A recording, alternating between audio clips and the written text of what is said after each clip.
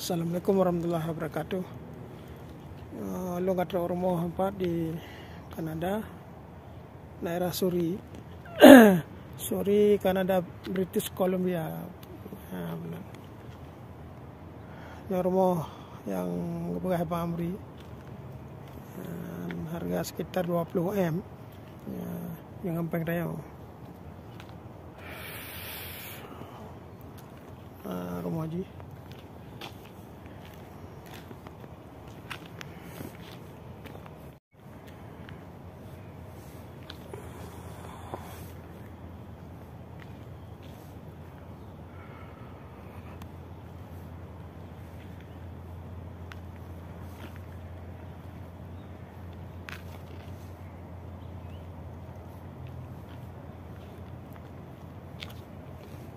Suasana rumah di Kanada.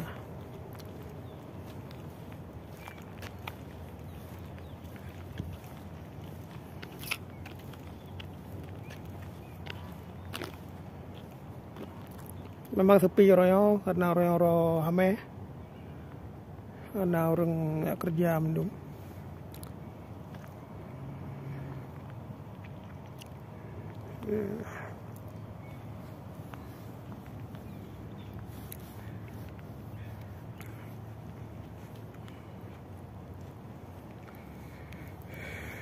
Yo pakai anak itu mau ulang, benar. Ya sisa-sisa salju bacot tu.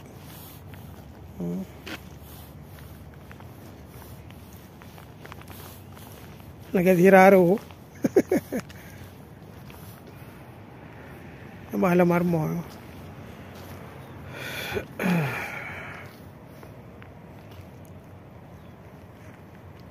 Orangnya lebih kurang 7 derajat.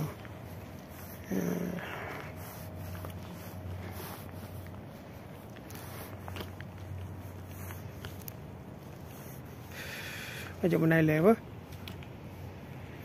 But you want to follow, like, subscribe channel YouTube lo. Assalamualaikum warahmatullahi wabarakatuh.